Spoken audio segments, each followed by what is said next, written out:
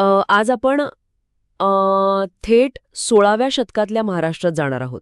हा तो काळ आहे जेव्हा राजकीय अस्थिरता म्हणजे अगदी शिगेला पोहोचली होती आणि समाज रूढींच्या विळख्यात अडकला होता. अशा काळात पैठणच्या एका व्यक्तीने केवळ भक्तीचा मार्ग दाखवला नाही, तर भाषा, साहित्य आणि समाजकारणात अक्षरशः क्रांती घडवली. आपण बोलतोय संत एकनाथांबद्दल. आपल्यासमोर संत एकनाथ विशेषांक नावाचा एक माहितीचा खजिना आहे. यात अनेक अभ्यासकांनी नाथांच्या कार्याचे वेगवेगळे पैलू उलगडले आहेत. तर आज आपलं काम हे आहे की या लेखांमधून म्हणजे केवळ माहिती गोळा करायची नाही, तर एकनाथांच्या कामामागचा तो क्रांतिकारी विचार समजून घ्यायचा आहे. ते फक्त एक संत का नव्हते, तर एक द्रष्टे समाज सुधारक का होते, हे शोधायचं आहे. आणि हेच या विश्लेषणाला अधिक रंजक बनवतं. कारण माहितीये का, एकनाथांचा काळ समजून घेतल्याशिवाय त्यांचं खरं मोठेपण कळणार नाही. यादवांचं राज्य जाऊन निजामशाहीचा अंमल होता. मराठी भाषेला आणि संस्कृतीला असं दुय्यम स्थान दिलं जात होतं. अशा काळात संस्कृतमधलं जे उच्च दर्जाचं ज्ञान होतं, जे फक्त पंडितांपुरतं मर्यादित होतं, ते सामान्य माणसाच्या भाषेत म्हणजे मराठीत आणण्याचं धाडस एकनाथांनी केलं. म्हणजे ज्ञानावरची मक्तेदारी मोडून काढण्याचं हे काम होतं. अगदी. एकनाथी भागवताचा उल्लेख तर याच संदर्भात वारंवार येतो. पण सुरुवात त्यांच्या वैयक्तिक आयुष्यापासून करूया. मला जी एक गोष्ट या लेखांमध्ये खूप भावली ती म्हणजे ते गृहस्थश्रमी संत होते. त्यांनी संसार सोडला नाही. बरोबर. आणि हा केवळ त्यांच्या जीवनशैलीचा भाग नव्हता, तर तो त्यांच्या तत्वज्ञानाचा गाभा होता. त्या काळात परमार्थासाठी घरदार सोडण्याची, संन्यास घेण्याची एक मोठी परंपरा होती की नाही? हो. त्यामुळे सामान्य माणसाला वाटायचं की अरे, प्रपंचात राहून देव भेटूच शकत नाही. एकनाथांनी स्वतःच्या उदाहरणाने हा भ्रम तोडला. त्यांनी दाखवून दिलं की प्रपंच आणि परमार्थ हे दोन वेगळे मार्ग नाहीत, ते एकाच प्रवासाचे दोन भाग आहेत. कौटुंबिक जबाबदाऱ्या सांभाळत असतानाही तुम्ही आध्यात्मिक उंची गाठू शकता, हा विश्वास त्यांनी लोकांना दिला. आणि हा विश्वास देताना त्यांनी केवळ प्रवचनं दिली नाहीत, तर अविश्वसनीय वाटतील अशा कृती केल्या. लेखांमध्ये त्यांच्या आयुष्यातल्या अनेक घटना आहेत, पण 2 घटनांनी माझं लक्ष वेधून घेतलं. एक म्हणजे त्यांनी वडिलांच्या श्राद्धाच्या दिवशी जेवणासाठी जमलेल्या ब्राह्मणांना बाजूला बसवून अस्पृश्य मानल्या जाणाऱ्या लोकांना पंक्तीला बसून जीव घातलं. हो, आणि ही घटना आपण आजच्या चष्म्यातून पाहून तिचं गांभीर्य कमी लेखू शकत नाही. नाही, अजिबात नाही. 16व्या शतकात श्राद्धासारख्या अत्यंत कर्मकांडी आणि पवित्र मानल्या जाणाऱ्या विधीमध्ये अस्पृश्यांना सामील करून घेणं ही फक्त भूतदया नव्हती, ते थेट धर्माच्या मक्तेदारांना दिलेलं एक सामाजिक आणि राजकीय आव्हान होतं. ते बंड होतं. बंड? या कृतीतून ते सांगत होते की भुकेल्या माणसाची जात नसते आणि देवाच्या दारात सगळे समान आहेत. पण यावर त्यांना प्रचंड विरोध झाला असणार. लेखांमध्ये याबद्दल काही माहिती आहे का, की समाजाने हे इतक्या सहज स्वीकारलं? अजिबात नाही. त्यांना वाळीत टाकण्याच्या धमक्या मिळाल्या, त्यांच्यावर खूप टीका झाली. पण नाथांची खासियत ही होती की त्यांनी या विरोधाला विरोधाने उत्तर दिलं नाही, मग तर संयमाने आणि कृतीने उत्तर दिलं. त्यांची दुसरी प्रसिद्ध कथा हीच शिकवण देते. काशीहून कावडीने आणलेलं गंगेचं पाणी त्यांनी तहानलेल्या गाढवाला पाजलं. हो, ही कथा खूप प्रसिद्ध आहे. तेव्हा लोकांनी विचारलं, एवढ्या लांबून देवासाठी आणलेलं पाणी तुम्ही मुख्या जनावराला पाजलं? त्यावर नाथांचं उत्तर साधं होतं, माझ्या रामेश्वराला मी ह्या गाढवाच्या रूपात पाहिलं. वा, म्हणजे सगळ्यांमध्ये एकच ईश्वर आहे हा विचार. अगदी. आणि हाच तर अद्वैत वेदांताचा गाभा आहे. सर्वम खल्विदम ब्रह्म. अगदी. हे सगळं जगच ब्रह्म आहे आणि म्हणून प्रत्येक जीवात तोच ईश्वर आहे. हा विचार त्यांनी फक्त ग्रंथात लिहिला नाही, तर तहानलेल्या गाढवाला पाणी पाजून आणि हरिजनांच्या घरी जेवून प्रत्यक्ष जगून दाखवला. त्यांनी रूढींपेक्षा मानवतेला आणि जिवंत प्राण्यांच्या गरजेला जास्त महत्त्व दिलं. हीच गोष्ट त्यांना वेगळं ठरवते. त्यांच्या कृतीतून त्यांचं तत्वज्ञान दिसतं, पण हेच तत्वज्ञान त्यांनी शब्दांत इतक्या प्रभावीपणे कसं मांडलं, इथूनच आपण त्यांच्या साहित्याकडे वळू शकतो, नाही का? कारण मला वाटतं त्यांचं सर्वात मोठं शस्त्र त्यांचं साहित्य होतं, विशेषतः एकनाथी भागवत. निश्चितच. एकनाथी भागवत हा ग्रंथ म्हणजे मराठी साहित्यातला एक मैलाचा दगड आहे. हा केवळ भागवत पुराणाच्या 11व्या स्कंधाचा अनुवाद नाहीये. अच्छा. तो एक स्वतंत्र, विस्तृत आणि रसाळ भाष्यग्रंथ आहे, ज्यात तब्बल 19,000 ओव्या आहेत. आणि त्याची खरी क्रांती ही होती की गीतेसारखं आणि उपनिषदांसारखं अवघड तत्वज्ञान जे फक्त संस्कृत जाणणाऱ्या पंडितांच्या चर्चेत असायचं ते त्यांनी सामान्य माणसाच्या भाषेत त्यांच्या दैनंदिन उदाहरणांसहित मांडलं. पण त्याचवेळी काही लेखांमध्ये असाही उल्लेख आहे की संस्कृतमधलं ज्ञान मराठीत आणण्यावरून त्यांच्यावर काशीच्या पंडितांनी टीकाही केली होती. म्हणजे हा मार्ग इतका सोपा नव्हता. मुळीच नव्हता. प्राकृत म्हणजे मराठी भाषेत धर्मग्रंथावर भाष्य करण्याचा अधिकारच नाही असं त्या पंडितांचं म्हणणं होतं. अरे बापरे. यावरून काशीमध्ये एक मोठी धर्मसभा झाली. तेव्हा एकनाथांनी अत्यंत नम्रपणे पण ठामपणे आपली बाजू मांडली.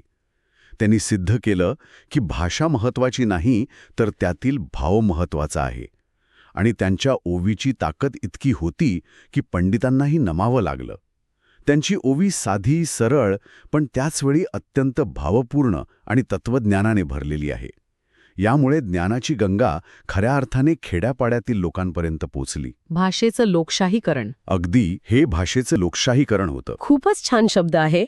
आणि याच लोकशाहीकरणाचं दुसरं अधिक मनोरंजक रूप म्हणजे भारूड, हो ना?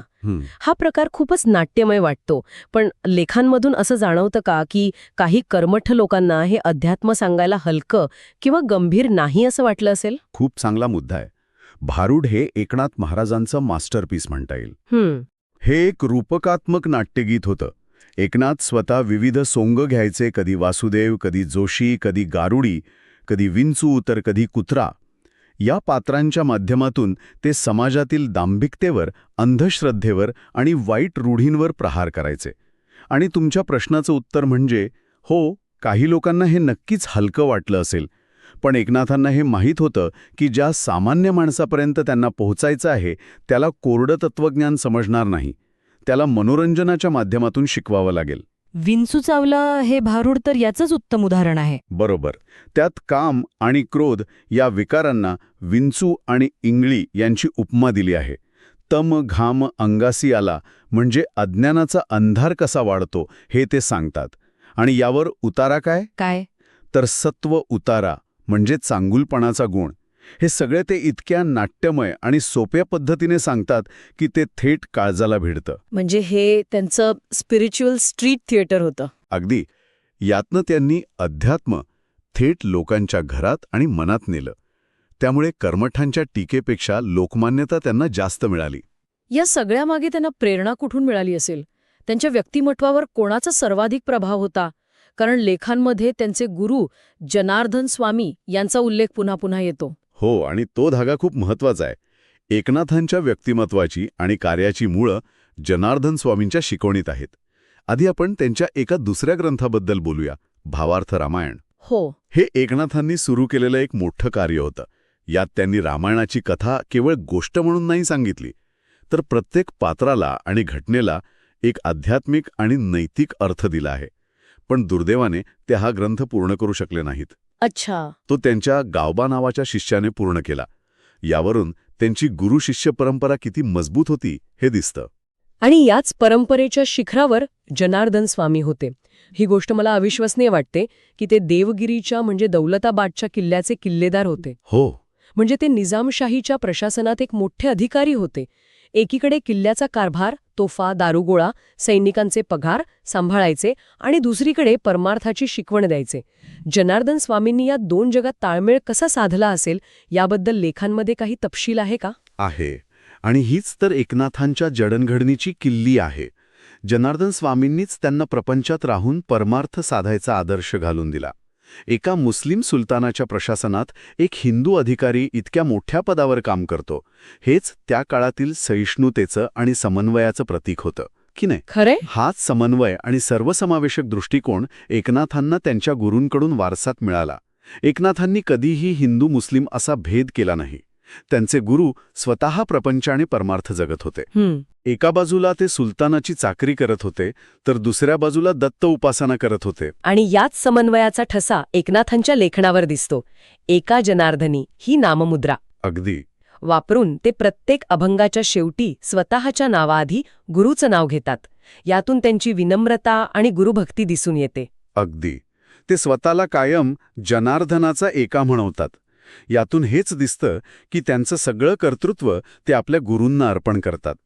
गुरु शिष्य नात्याचा हा एक आदर्श नमुना आहे, जिथे गुरु शिष्याला केवळ ज्ञान देत नाही तर जगण्याचं एक संपूर्ण मॉडेल देतो. तर मग आपण पाहिलं की एकनाथांनी प्रपंच आणि परमार्थ जोडला, संस्कृत आणि मराठी जोडली, मनोरंजन आणि अध्यात्म जोडलं. पण माझ्या मते त्यांचं सर्वात मोठं काम होतं ते म्हणजे माणसं जोडण्याचं. लेखांमध्ये त्यांच्या समाजसुधारक रूपावर खूप भर दिलाय. हो, कारण तूच त्यांच्या कार्याचा आत्मा आहे. त्यांचा मुख्य संदेश होता समता आणि मानवता. त्यांनी जातीय भेदाभेदाला आणि पोकळ कर्मकांडांना तीव्र विरोध केला. एकनाथी भागवतामध्ये तर त्यांनी स्पष्टपणे लिहिलंय की भक्तीला जातपात लागत नाही. देव केवळ भाव पाहतो, तो तुमची जात किंवा वर्ण विचारत नाही. आणि त्या काळात हा विचार खूप क्रांतिकारी होता. हो, जेव्हा जन्मावरून माणसाची लायकी ठरवली जात होती तेव्हा हे बोलणं खूप धाडसाचं होतं. आणि या विचारांची समाजाला तेव्हा गरज का होती? म्हणजे मुस्लिम राजवटीमुळे समाजात काय परिणाम झाला होता, ज्यावर एकनाथांचं कार्य एक उतारा ठरलं? उत्तम प्रश्न आहे. राजकीय पराभवामुळे समाजात एक प्रकारची निराशा आणि मरगळ आली होती. आपलं काहीच चांगलं होऊ शकत नाही अशी एक भावना होती. अच्छा. अशावेळी कर्मकांडांचं आणि जातीय भेदाभेदांचं प्रस्थ अधिक वाढतं. एकनाथांनी लोकांना या निराशेच्या गर्तेतून बाहेर काढलं. त्यांनी सांगितलं की खरा धर्म बाह्य कर्मकांडात नाही, तर आतल्या शुद्ध भावात आणि इतरांशी प्रेमळ वागण्यात आहे. त्यांनी लोकांना एक प्रकारे आत्मिक बळ दिलं. बरोबर. त्यांनी हिंदू मुस्लिम ऐक्याचाही अप्रत्यक्षपणे पुरस्कार केला, जो त्यांना त्यांच्या गुरूंकडून मिळाला होता. त्यांचा दृष्टिकोन अतिशय व्यापक आणि सर्वसमावेशक होता. तर मग या सगळ्या चर्चेचा अर्थ काय काढायचा? एकनाथांनी 16व्या शतकात जे सांगितलं ते आजच्या काळातही तितकंच लागू होतं नाही का? आजच्या जगात जिथे जाती, धर्म आणि भाषेवरून इतके भेद केले जातात, तिथे एकनाथांचे विचार अधिकच महत्त्वाचे वाटतात. निश्चितच. सामाजिक समानता, आपल्या भाषेचा अभिमान आणि विचारांना कृतीत आणणं हे विचार काळाच्या पलीकडचे आहेत.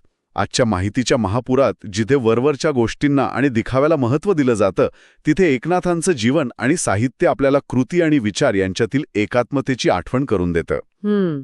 त्यांचं कार्य आपल्याला केवळ माहिती देत नाही, तर आतून विचार करायला भाग पाडतं की आपण जे बोलतो तसंच वागतो का. तर आजच्या या सखोल चर्चेतून आपण पाहिलं की संत एकनाथ हे केवळ एक ऐतिहासिक व्यक्तिमत्व नाहीत, तर ते एक द्रष्टे विचारवंत, एक कुशल साहित्यिक आणि एक धाडसी समाजसुधारक होते. त्यांनी साहित्य, समाज आणि अध्यात्म या तिन्ही क्षेत्रात एकाच वेळी क्रांती घडवली.